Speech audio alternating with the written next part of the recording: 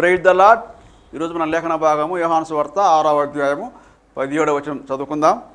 అంతలో చీకటి ఆయను గాని యేసు వారి యొద్దకు ఇంకనూ రాలేదు. ఆమేన్. దేవునికి స్తోత్రం. హల్లెలూయా. మన ప్రభువును ప్రియరక్షకుడైనటువంటి యేసుక్రీస్తు నామములో మీ అందరికీ ప్రత్యేకమైన వందనాలు తెలియజేస్తున్నాను. హల్లెలూయా, హల్లెలూయా, హల్లెలూయా. దేవుని బిడ్డలారా, మీరందరూ క్షేమంగా ఉన్నారని, ఆత్మీయంగా ఎదుగుతున్నారని, ఆత్మీయంగా ఎదగాల్సిన అవసరం ఉంది. మనకు తెలియకుండా మనం శారీరకంగా ఎదుగుతుంటాం.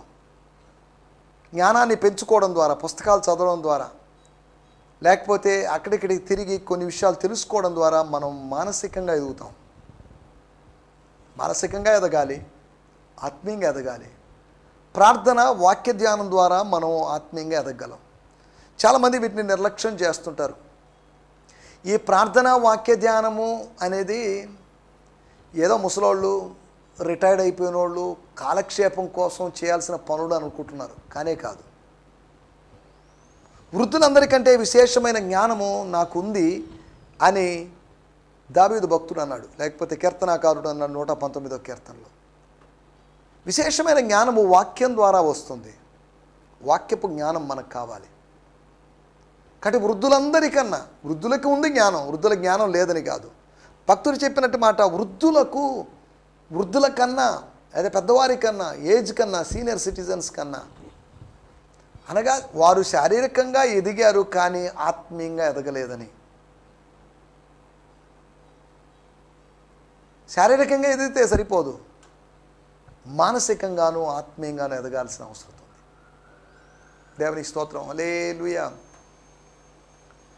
ప్రతిరోజు దేవుని వాక్యం చదవడం వల్ల, సాధు సుందర్ సింగ్ గారు చెప్పినట్టు మాట, వాక్య ధ్యానము, ప్రార్థన అనేవి క్రైస్తవుడు అనే పక్షికి, విశ్వాసి అనే పక్షికి, విశ్వాసిని పక్షిగా పోలిస్తే వానికి 2 రెక్కలు లాంటివి. ఏ రెక్క తెగినా, ఏ రెక్కలో ఈకలు పెరిగిపడ్డా, ఏ రెక్క అయినా సరిగా లేకపోయినా వాడు ఎగరడంలో, ఫ్లయింగ్లో బ్యాలెన్స్ తప్పుతుంది. ప్రార్థనలోను వాక్య ధ్యానంలో గడుపుదాం. అపోస్తుల కార్యములు 6వ అధ్యాయము 4వ వచనంలో రాయబడింది, సమస్య వచ్చినప్పుడు, ప్రాబ్లం వచ్చినప్పుడు ఆది సంఘంలో, ఆత్మపూర్ణత కలిగినటువంటి సంఘంలో, ఆత్మీయ వరాలు కలిగిన సంఘంలో, పెంతెకోస్తు పండగ రోజు ఆత్మ నింపుదల కలిగినటువంటి సంఘంలో, అట్టి అనుభవంలో కొనసాగుతున్న సంఘంలో సమస్యలు వచ్చినప్పుడు, చిన్న చూపు అనేటువంటి అనుభవం ఏర్పడినప్పుడు, విధవరాండను చిన్న చూపు చూశారని, బలహీనులైనటువంటి సానుభూతి చూపి సహాయపడాల్సినటువంటి ఆ సోదరుల మీద చిన్న చూపు పడేసరికి, చులకనగా చూస్తూ ఉండేసరికి సమస్యలు వచ్చేసరి, సనుగుడు గొనుగుడు వచ్చేసాయి. ఆత్మీయ సంఘంలో కూడా ఇటువంటి సమస్యలు వస్తుంటాయి. రావాలని కాదు, ఖచ్చితంగా రావాల్సిందే అనే రూల్ ఏం లేదు. అటువంటి సమయంలో అపోస్తులు తీసుకున్నట్టు ఒక మంచి తీర్మానం, ఇదిగో బాబు, ఒకటి గుర్తుపెట్టుకోండి, మాకెందుకు ఈ తలనొప్పులు, ఈ బల్లల దగ్గర, లేకపోతే రొట్టెలు పంచడం లేదు, వాళ్ళకి చాలేదు, వీళ్ళకి చాలేదు, వాళ్ళకు ఒక మొక్క ఎక్కువ పడింది, వీళ్ళకి తక్కువ పడింది, ఈ తలనొప్పులు మాకొద్దు. We decided one thing, we determined one thing. మేము ఒక తీర్మానం తీసుకున్నాం. ఏంటో తెలుసా? మేము ప్రార్థన యందును, వాక్య పరిచర్య యందును ఎడతెగక ఉందుము. మేము దయచేసి వీటిలో ఉంటాము, ఇక అనవసరమైన విషయాలు మమ్మల్ని ఇన్వాల్వ్ చేయొద్దు అని వాళ్ళు మాట్లాడుకున్నట్టుగా చూస్తున్నాం. 4వ వచనం, that will enable us to give our full attention to prayer and preaching the word of God. స్తోత్రం. Full attention. దేవుని సేవకులైన వారు, గ్రామాల్లో పరిచర్య చేస్తున్నటువంటి ఇండిపెండెంట్ సేవకులైన వారు ఎవరైనా ఈ మాటలు వింటున్నట్లయితే గుర్తుపెట్టుకోండి, you pay your full attention to prayer. ఉదయాన్నే సంచి తగిలించుకోను, కరపత్రాలు తీసుకొని సేవకు వెళ్ళడం, ఆ మీటింగ్కి ఈ మీటింగ్కి పరిగెత్తడం, పెద్ద దైవజనులు అనబడిన వాళ్ళని కలవాలని రావడం. కొంతమంది అంటుంటారు, మిమ్మల్ని కలుద్దాం. నన్ను ఎందుకండి కలవడం? దేవుని కలుసుకోండి. మనిషిని కలవడం కన్నా మనిషిని సృష్టించిన దేవుణ్ణి కలుసుకోవడం మంచిదిగా. అంటే మనిషిని కలవద్దని కాదు, ఎందుకు అనవసరంగా ఎంత రిస్క్ తీసుకొని రావడం? ఎవరో ఏదో కానుకిస్తారనో, భోజనం పెడతారనో, స్వీకరిస్తారనో మనం ఎందుకు పరిగెత్తడం? 6వ అధ్యాయం 4వ వచనం, but we will devote ourselves to prayer and to the ministry of the word. వాక్యము అని కాదు, వాక్య పరిచర్య. వాక్యం విభజించడం, వాక్యాన్ని వివరించడం, వాక్యాన్ని ప్రకటించడం, వాక్యాన్ని నేర్పించడం, ఇది పరిచర్య. వాక్యము అనేది పరిచర్యని కలిగిస్తుంది. స్తోత్రం. మేము ప్రార్థన యందును ఆరాధన పరిచర్య అని కాదు, మేము ఇంకా ఏదైనా సండే స్కూల్ మినిస్ట్రీ అందును అని కాదు, మేము యూత్ మినిస్ట్రీ అందు, మేము లేడీస్ మినిస్ట్రీ అందు, మేము ఏదైనా ట్రైనింగ్ మినిస్ట్రీ అందు, లేకపోతే మేము school of prophets and apostles దీనిలోను అని కాదు అక్కడ రాయబడింది. మేము ప్రార్థన చేయుటేందును, మినిస్ట్రీ ఆఫ్ ప్రేయర్ అని రాయబడలేదు, కానీ ప్రార్థన ఎందును వాక్య పరిచర్య ఎందును. వాక్యము అని కాదు, వాక్యము పరిచర్య, వాక్యాన్ని బట్టి పరిచర్య కలుగుతుంది. The ministry of the word of God. సరే, ఏదేమైనప్పటికీ మనం లేఖనాల్లోకి వచ్చేద్దాం. నిన్నటి ఎపిసోడ్లో మనం తేలిన ఫలితార్థం గురించి మనం ఆలోచించాం. స్తోత్రం, స్తోత్రం, హల్లెలూయా. కన్క్లూషన్ ఏంటి? ఫిలిప్పు యొక్క ప్రణాళిక కాదు, ఆంద్రే యొక్క అలక్ష్యం కాదు, మిగిలిన వారి మౌనం కాదు, యేసు యొక్క అస్తిత్వం అందరికీ తెలిసింది. అందరికీ బహుశా ఆయన ఒకడై ఉండొచ్చు.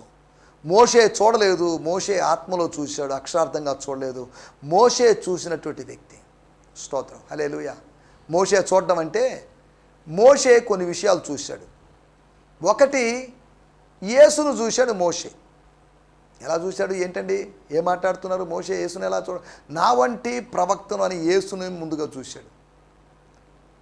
హెబ్రీయులకు రాసిన పత్రిక 11వ అధ్యాయం అదృశ్యుడైన వాడిని చూచున్నట్లుగా మోషే యేసును చూశాడు. ఒకటి. రెండోది, మోషే కొండ మీద చూపబడిన మాదిరిని చూశాడు. ఒక మోడల్ చూశాడు, ఒక ప్యాటర్న్ చూశాడు, అనగా ప్రత్యక్షపు గుడారపు నమూనాను చూశాడు. మోషే ఒకటి ప్రభువును చూశాడు, రెండోది ప్రత్యక్ష గుడారాన్ని చూశాడు, దాని నమూనాను చూశాడు, మూడోది ఆయన పాలు తేనెలు ప్రవహించే దేశాన్ని లేకపోతే ప్రదేశాన్ని చూశాడు.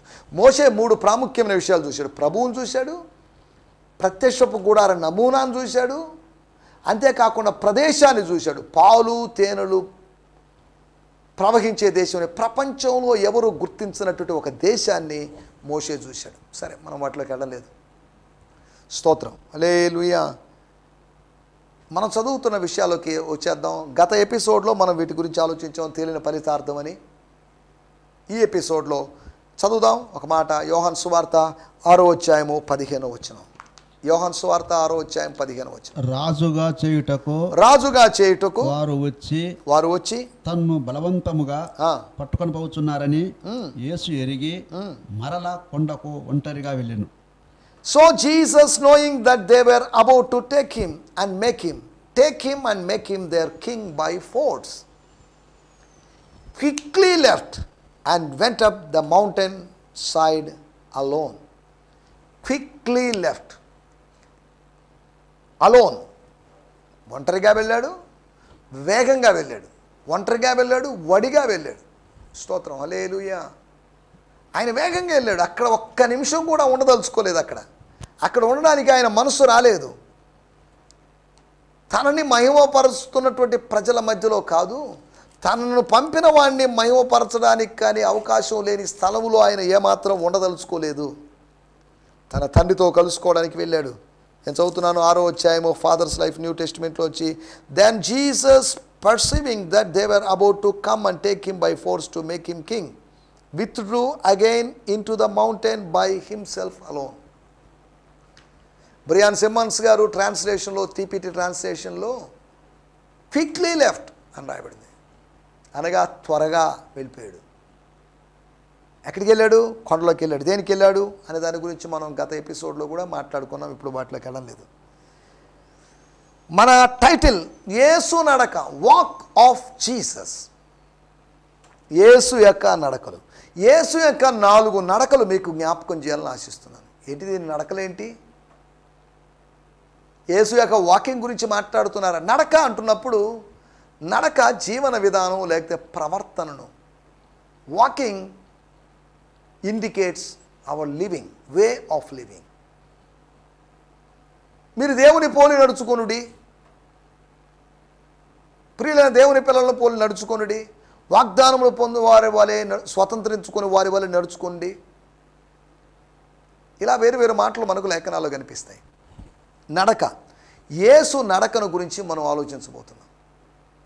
యేసు నడక అంటే ఆయన పెద్ద పెద్ద అంగలతో నడిచేవాడను ఇలా కాదు, కానీ యేసు యొక్క నడక లేఖనాలు కొద్దిగా మనం జాగ్రత్తగా ఆలోచిస్తే ఎక్కడికి నడక, ఏంటి నడక, ఎటువంటి నడక అనే దాని గురించి మనం ఆలోచిద్దాం. మొట్టమొదటి మాట యోహాను సువార్త 6వ అధ్యాయము 15వ వచనం. స్తోత్రం. రాజుగా చేయుటకు వారు వచ్చి, ఆయన చివరి భాగంలో రాయబడింది, ఆయన ఒంటరిగా కొండకు వెళ్ళాడు. స్తోత్రం. హల్లెలూయా. ఒకటి ప్రార్థన కొరకైన నడక,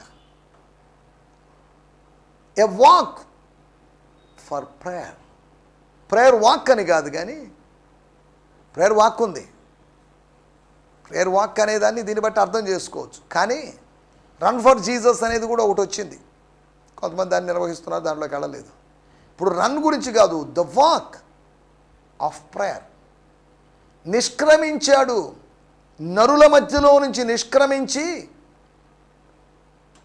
తన్ను పంపిన వాడిని కలుసుకోవడానికి, కొండల్లో కలుసుకోవడానికి, వాళ్ళందరికీ వీడ్కోలు చెప్పకుండానే వాళ్ళ సహవాసానికి స్వస్తి చెప్పి ఆయన కొండకి వెళ్ళిపోయాడు. దేవుని స్తోత్రం. హల్లెలూయా. మొట్టమొదటి విషయం ప్రార్థన నడక, ద వాక్ ఫర్ ప్రేయర్. ప్రార్థిస్తూ నడుస్తున్నావా? ప్రార్థనాపూర్వకంగా నడుస్తున్నావా? వారు ప్రార్థించుచుండగా, ఇర్మియా గ్రంథం 31వ అధ్యాయం 9వ వచనం, ఆయన వారిని నడిపించను. ప్రార్థించిన తర్వాత అని కాదు, ప్రార్థించడానికి ముందని కాదు, ప్రార్థించుచుండగా, as they are being walking, praying, వారు ప్రార్థిస్తూ ఉండగా ఆమెనని చెప్పడానికి ముందుగా ఆమెనని చెప్పలేదు వాళ్ళు, ఇంకా ఆమెను చెప్పబోతారు. ప్రార్థన కొనసాగిస్తూ ఉన్నప్పుడు, as they were continuing prayer, they felt they got guidance. దేవుని స్తోత్రం.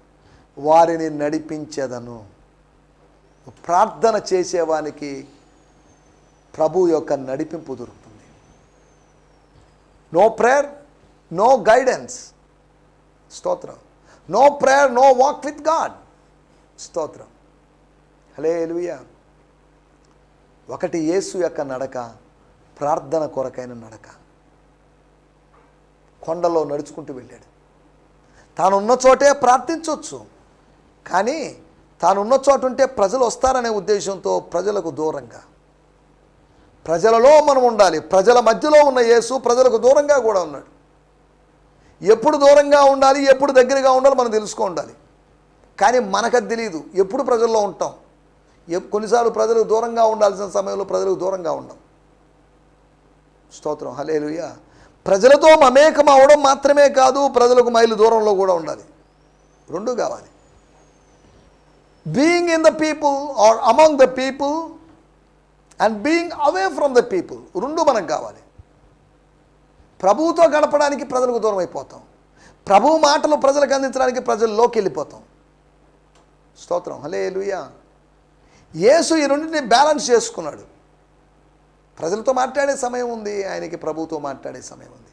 24 గంటలు ఇంకా ప్రభువుతో మాట్లాడుతూ గడపలేదు, తండ్రితో మాట్లాడుతూ గడపలేదు, పంపిన వాడితో మాట్లాడుతూ గడపలేదు. అదే సమయంలో ప్రజలతో ఆయన మాట్లాడు. He spend time with this people, with disciples, శిష్యులతో ఆయన గడుపుతున్నాడు. దేవుని స్తోత్రం. మొట్టమొదటి నడక ప్రార్థన కొరకైన నడక.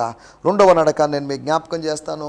6వ అధ్యాయము 19-20 వచనాలు. స్తోత్రం, స్తోత్రం. వారు ఇంచుమించు 2 కోసల దూరము ధోనిను నడిపించిన తర్వాత యేసు సముద్రం మీద నడుచుచు, యేసు సముద్రం మీద నడుచుచు, సముద్రం మీద నడుచుచు తమ దోణి దగ్గరకు వచ్చుట చూచి భయపడిరి.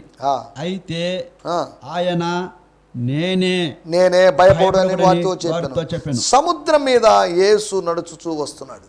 స్తోత్రం. యేసు యొక్క అద్భుతమైన నడక చూడండి. అందరూ నేల మీద నడిస్తే ఈయన నేల మీద నడిచేట్టు నడుస్తున్నాడు. స్తోత్రం, హల్లెలూయా. నేను చదువుతున్నాను. The disciples had rowed about half way across the lake when all of sudden they caught sight of Jesus walking on top of the waves coming forward toward them. తమ వైపుగా అలల మీద నుంచి నడుచుకుంటూ, తరంగముల మీద నడుచుకుంటూ, కెరటాల మీద నడుచుకుంటూ వస్తున్నటువంటి, కెరటాలను వాహనాలుగా చేసుకొని, కెరటాలను దోణిలుగా చేసుకొని, దోణిగా చేసుకొని, అలను దోణిగా చేసుకొని, తరంగాలను దోణిగా చేసుకొని ఆయన నడిచి వస్తున్నాడు. స్తోత్రం, హల్లెలూయా. దోణిని వాహనంగా చేసుకుంటాం, మేఘ వాహనంగా చేసుకొని వస్తున్నట్టు ప్రభు మహాసముద్రములోని తరంగాలను కూడా వాహనంగా చేసుకోగలడు. స్తోత్రం. గాడిదను వాహనంగా చేసుకున్న దేవుడు గర్జించేటువంటి సముద్రములోని అలలను కూడా వాహనాలుగా తన కాళ్ళ కింద పెట్టుకున్నాడు. ఏ అల ఆయన్ను ముంచివేయలేదు. ఆ అలనే ఆయన అణిచివేశాడు. అలా తల మీద కాలు పెట్టి తొక్కివేశాడు. స్తోత్రం, హల్లెలూయా. మనం ఇక్కడ ఆలోచిస్తున్న విషయాల్లోకి వచ్చేద్దాం. రెండవ నడక నేనే అని చెప్పడానికి, ఆయాం అని చెప్పడానికి, నిర్గమకాండములో నేనే యెహోవా అని చెప్పడానికి, ఉన్నవాణ్ణి అని చెప్పడానికి మోషేకు ప్రత్యక్షతను అనుగ్రహించాడు. మోషే అడిగాడు, నేనేమని చెప్పాలి వీళ్ళకి? నేనే అని చెప్పు. ఐఆమ్ దట్ ఐఆమ్ అని చెప్పు. ఐఆమ్ దట్ ఐ వాజ్ అని కాదు, ఐఆమ్ దట్ ఐ విల్ అని కాదు, ఐఆమ్ దట్ ఐఆమ్. నేనే. నేను ఇప్పుడేమై ఉన్నాను, ఇంక ఎప్పుడు కూడా అలాగే అయి ఉన్నాను. నేను గతంలో ఏమై ఉన్నానో ఇప్పుడు అదే ఉన్నానని కాదు, ఇప్పుడేమై ఉన్నానో ఇక ముందు కూడా అదే ఉన్నాను. I am that I am. స్తోత్రం, హల్లెలూయా. నేనై ఉన్నాను. నేను మారలేదు. నిన్న ఉన్న నేనే ఈ రోజున నేనే రేపు.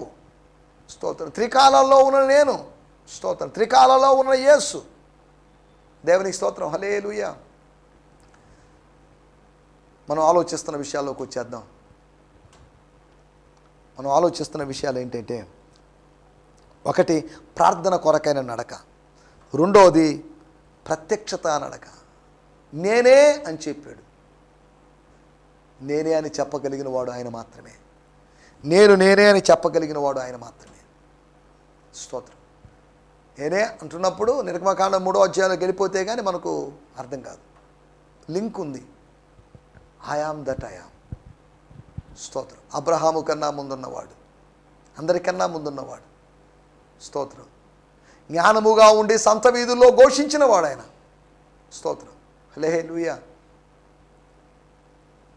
రెండో విషయం ప్రత్యక్షత నడక, the walk of revelation, the walk to reveal his identity.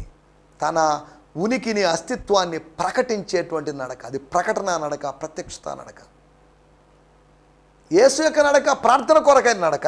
రెండోది ప్రత్యక్షత నడక అంటే తన అస్తిత్వాన్ని యొక్క ప్రత్యక్షతను తెలపడానికి, ప్రత్యక్షతను అనుగ్రహించడానికి జరుగుతున్న నడక. అందరూ దెయ్యం అనుకున్నారు, భూతం అనుకున్నారు. దెయ్యం కాదు, భూతం కాదు, యేసునే. ఒకవేళ మీరు అనుకుంటే దెయ్యాలు నడిస్తే నడవచ్చేమో, కానీ నేను ఇలా నడిచి వస్తున్నాను. నేను శరీరీతిగా ఉన్నప్పటికీ నేను ఆత్మని, నేను మహిమ స్వరూపిని అని చెప్పడం యేసు ప్రభు యొక్క ఉద్దేశం. దేవుని స్తోత్రం, హల్లెలూయా. మూడో విషయాన్ని నేను మీకు జ్ఞాపకం చేస్తాను. యోహాను సువార్త 6వ అధ్యాయము 41వ వచనము మరియు 58వ వచనము. కాబట్టి నేను పరలోకము నుండి దిగి వచ్చిన ఆహారమని, నేను పరలోకము నుండి దిగి వచ్చిన వ్యక్తినని కాదు, నేను పరలోకము నుంచి దిగి వచ్చిన ఆహారం భుజించిన వ్యక్తినని కాదు, నేను పరలోకము నుంచి దిగి వచ్చిన ఆహారం నేనే ఆయన చెప్పినందున యూదులు ఆయనను గూర్చి సనుగుచు, ఈయన యోసేపు కుమారుడైన యేసు కాడా? The Jews therefore murmured concerning him because he said, I am the bread which came down out of heaven. ఇదేంటిది? ఆహారం తినేవాడు అనకుండా ఆహారంగా పోల్చుకుంటున్నాడు ఏంటి? రొట్టెగా పోల్చుకుంటున్నాడు ఏంటి? ఇదే పరలోకం నుండి దిగి వచ్చిన ఆహారం. ఇదే పరలోకము నుంచి దిగి వచ్చినటువంటి This is the bread which came down out of heaven. This is not the same bread which the fathers ate and died. He who eats this bread will live eternally. దేవునికి స్తోత్రం. దిగి వచ్చిన యోహాను సువార్త 3వ అధ్యాయంలో పరలోకము నుంచి దిగి వచ్చిన వాడే, పరలోకములోకి ఎక్కిపోయిన వాడే, పరలోకములో ఉన్నవాడే అన్నట్టుగా పరలోకము నుంచి దిగి వచ్చిన వాడు పరలోకానికి ఎక్కిపోయినవాడు అనగా 3వ నడక. ఆయన దిగి వచ్చాడు. దిగి ఎక్కడికి వచ్చాడు? భూమి మీదకి వచ్చాడు, పృథ్వీ మీదకి వచ్చాడు, పుడమి మీదకి వచ్చాడు, ధరిత్రి మీదకి వచ్చాడు, ధరణి మీదకి వచ్చాడు, భూమి మీదకి వచ్చాడు. స్తోత్రం. పాపనరుల లోకం మీదకి, పాపముతో నిండిన లోకం మీదకి ఆయన వచ్చాడు. ఆయన యొక్క నరావతారాన్ని దిగి రావడం ఆయన యొక్క నరావతారాన్ని తెలియజేస్తుంది. ఆయన యొక్క ఇన్కార్నేషన్ని తెలియజేస్తుంది. శరీరమును ధరించడాన్ని తెలియజేస్తుంది. దిగి వచ్చాడు, ఒక మెట్టు దిగి వచ్చాడు అనగా 3వ ఆకాశం నుంచి 2వ ఆకాశం నుంచి మొదటి ఆకాశం నుంచి దిగి వచ్చాడు. స్టెప్ బై స్టెప్ డౌన్ అయ్యాడు. 3వ ఆకాశంలో నుండి యేసు మధ్య ఆకాశానికి దిగి వస్తాడు. Step down. మనల్ని స్టెప్ అప్ చేయడానికి ఆయన స్టెప్ డౌన్ అయ్యాడు. దేవుని స్తోత్రం. హల్లెలూయా. ఆయన తగ్గించుకున్నాడు, దిగి వచ్చాడు. దిగి వచ్చిన వాడిని అందరికన్నా పైగా దేవుడు ఉంచాడు. తను తాను తగ్గించుకున్నవాడు హెచ్చించబడతాడు. సిలువ మరణము పొందినంతగా విధేయత చూపించాడు, తగ్గించుకున్నాడు, అందుకని హెచ్చించబడ్డాడు. స్తోత్రం, స్తోత్రం. పాతాళములో ఆయన విడిచిపెట్టబడలేదు. ఆయన తన పరిశుద్ధుని కుళ్ళు పట్టనీయలేదు. పాతాళములో ఉన్నట్టుగా 3 రోజులు ఉన్నట్టుగా ఉన్నాడేమో కానీ పరలోకానికి హెచ్చించబడ్డాడు. అన్ని నామముల కన్నా పైనామముగా. స్తోత్రం. హల్లెలూయా. 3వ నడక ఈ భూమి మీద, పుడమి మీద నడకది, పృథ్వీ మీద నడక. యేసు యొక్క the walk, the earthly walk, the walk on the earth. స్తోత్రం. ఒకటి వాక్ ఫర్ ప్రేయర్, రెండోది walk to reveal the identity, రెండోది the walk on the earth అనగా పుడమి మీద నడక. ఈ పృథ్వీ మీద, ఈ భూతలం మీద, ఈ పరలోకం ఆయనకి సొంత లోకం, కానీ భూలోకం ఆయనకి పరలోకం లాంటిది. పరాలోకం, పరాయి లోకం. భూలోకం ఆయనకి పరాయి లోకం. ఈ మనకందరికీ భూలోకము సొంత లోకం, కానీ పరలోకము భూలోకానికి అవతల ఉన్నట్టు లోకము అది పరలోకం, అది పరాయి లోకం. కానీ యేసుకు భూలోకం పరాయి లోకం, పరలోకం. స్తోత్రం. హల్లెలూయా. మనం ఆలోచిస్తున్న మాట పుడమి మీద నడక. స్తోత్రం. ఆయన పురుడు పోసుకున్నాడు, ఆయన పుట్టాడు, ఆయన వచ్చాడు, ఆయన దిగి వచ్చాడు, స్త్రీ గర్భములోకి వచ్చాడు, స్త్రీ సంతానంగా మారాడు, దాసుని స్వరూపం ధరించుకున్నాడు, రిక్తునిగా మార్చబడ్డాడు. స్తోత్రం. హల్లెలూయా. ఆత్మస్వరూపి అయిన దేవుడు దిగి వచ్చాడు. సమస్తమును సృష్టించిన దేవుడు దిగి వచ్చాడు. దేవుని స్తోత్రం. హల్లెలూయా. 4వ విషయాన్ని నేను మీకు జ్ఞాపకం చేస్తాను. యోహాను సువార్త 6వ అధ్యాయము 62వ వచనం. యోహాను సువార్త 6వ అధ్యాయం 62వ వచనం. అలాగైతే మనుష్య కుమారుడు మునుపున్న చోటునకు ఎక్కుట మీరు చూసిన యెడల, మనుష్య కుమారుడు మునుపున్న చోటుకి ఎక్కడము మీరు చూస్తే ఏమందురు. ఇందాక పరలోకం నుంచి దిగి వచ్చిన అంటున్నాడు, ఇప్పుడు అంటున్నాడు what will you do when you see the son of man ascending into the realm from where he came. ఆయన ఎక్కడి నుంచి వచ్చాడు? అక్కడికి వెళ్తే, పూర్వం ఉన్న చోటకి, మునుపున్న చోటుకి వెళ్తే, ఫార్మర్ ప్లేస్కి వెళ్తే మీరేమంటారు? ఇప్పుడే దీనికి ఇలా అంటున్నారు, మీకు అర్థం కాని విధంగా మాట్లాడుతున్నారు. ఆయన యొక్క ఆరోహణాన్ని తెలియజేస్తూ, ఆయన పునరుత్థానం తర్వాత జరగబోయేటువంటి ఆరోహణాన్ని తెలియజేస్తూ ఆయన మాట్లాడిన మాట ఎక్కిపోవడం. బోడివాడా ఎక్కిపో, ఎక్కిపో అన్నటువంటి సందర్భం మనకు 2వ రాజుల గ్రంథంలో 2వ అధ్యాయంలో చూస్తున్నాం. ఎక్కిరమ్ము అనేటువంటి దేవుని పిలుపు ఉంది ప్రకటన గ్రంథం 4వ అధ్యాయంలో. స్తోత్రం. హల్లెలూయా. ఎక్కిపోయేటువంటి అనుభవం, దిగి వచ్చినటువంటి యేసుకు ఎక్కిపోయేటువంటి అనుభవం ఉంది. నువ్వు ఒకవేళ ఆత్మ సంబంధంగా దిగి వచ్చిన అనుభవానికి వస్తే దేవుడిని ఎక్కించే అనుభవంలోకి వస్తావు. గుంటలోకి దిగిపోయిన అనుభవం యోసేపుకుంది. సింహాసనం మీదకి ఎక్కిపోయినటువంటి అనుభవం దేవుడు యోసేపుకు అనుగ్రహించాడు. దిగిపోయిన అనుభవం ఉంటే ఎక్కిపోయేటువంటి అనుభవం కూడా ఉంటుంది. స్తోత్రం, హల్లెలూయా. మూడోది పరలోకం వైపు, పరలోకములో ఉండడం కొరకైన నడకేది. అనగా the walk in to the heaven. స్తోత్రం, పరలోకములోకి వెళుతున్నటువంటి నడక. మేఘమడల మీద మనకు ముందుగా వెళ్ళినవాడు ఆయన మీకు ముందుగా గలిలయలోకి వెళ్తాడు, మీకు ముందుగా, బిఫోర్ యూ. స్తోత్రం, హల్లెలూయా. నా మాటలు ఇక్కడ ముగిస్తున్నాను. యేసు నడకను గురించి మనం ఆలోచిస్తున్నప్పుడు ప్రార్థన కొరకైన నడకని, ప్రత్యక్షతను అనుగ్రహించడానికి ఉన్నటువంటి నడకని, మూడోది పుడమి మీద నడకని అనగా భూలోకం మీద నడకని, నాలుగోది ఆయన పరలోకానికి వెళ్ళేటువంటి నడకని. స్తోత్రం, హల్లెలూయా. యేసు యొక్క 4 నడకలు మనం జ్ఞాపకం చేసుకున్నాం. ఆయన ముందుగా వెళ్ళాడంటే మనం ముందుగా వెళ్ళాలి, మనం ఆయనలాగా నడిచి వెళ్ళాలని, ఆయనలాగా జీవించి వెళ్ళాలని ఆయన ఆశిస్తున్నాడు. స్తోత్రం. దిగి ఆత్మ సంబంధంగా దిగి వచ్చేటువంటి అనుభవంలోకి జక్కయ్య మేడి చెట్టు దిగాడు. కొన్నిసార్లు దిగాలి మనం.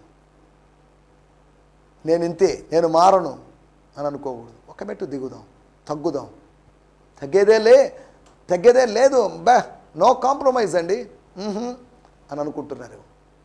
తగ్గుదాం, దేవుడు హెచ్చిస్తాడు. స్తోత్రం, స్తోత్రం, హల్లెలూయా. దయచేసి తల్లో ఉంచండి, కళ్ళు మూసుకోండి, చిన్న ప్రార్థన చేసుకుందాం. పరిశుద్ధమైన మా దేవా, మీకు వందనాలు. మీరు ఈ లోకంలో ఉన్నప్పుడు చేసినటువంటి కొన్ని నడకల గురించి, ప్రార్థన కొరకైనటువంటి మీ నడక, మిమ్మల్ని వెంబడిస్తున్నటువంటి మీ శిష్యులకు ప్రత్యక్షతను అనుగ్రహించడానికి ఇచ్చిన నడకని, అంతేకాకుండా ఈ లోకానికి దిగి వచ్చినటువంటి మీ నడకని, పరలోకానికి ఎక్కిపోయే మీ నడకని, మీ 4 నడకల గురించి మేము తెలుసుకున్నాం. మేము కూడా మీ అడుగుజాడలు నడవగలటూ సాయం చేయమని అడుగుతున్నాం. ప్రార్థన కొరకై మీ గురించిన ప్రత్యక్షతను, మా గురించిన ప్రత్యక్షత కాదు కానీ మీ గురించిన ప్రత్యక్షతను అనుగ్రహించడానికి నడిచేవాళ్ళుగా ఉండగలటూ సాయం చేయమని యేసు క్రీస్తు నామములోనే ప్రార్థించడుగుతున్నాం పరమ తండ్రి. ఆమేన్, ఆమేన్. దేవునికి స్తోత్రం. మీ అందరికీ వందనాలు. ప్రభు మిమ్మల్ని దీవించునుగాక. రేపు ఉదయకాలం ఇదే సమయంలో కలుసుకుందాం. హల్లెలూయా. ఈ సందేశము మీకు ఆశీర్వాదకరంగా ఉందని నమ్ముచున్నాము. ప్రార్థనా అవసరతల కొరకు మమ్మల్ని సంప్రదించవలసిన మా చిరునామా గిద్యోన్ మిషన్ చర్చ్, 6వ వీధి, శాంతినగర్, నెల్లూరు 4, ఆంధ్రప్రదేశ్. పిన్ 524004. మా ఫోన్ నంబర్లు 7036443613 మరి ఒక నంబర్ 9392293010. మా ఈమెయిల్ ఐడి gfihmi2015@gmail.com. దేవుడు మిమ్మును ఆశీర్వదించునుగాక. ఆమేన్.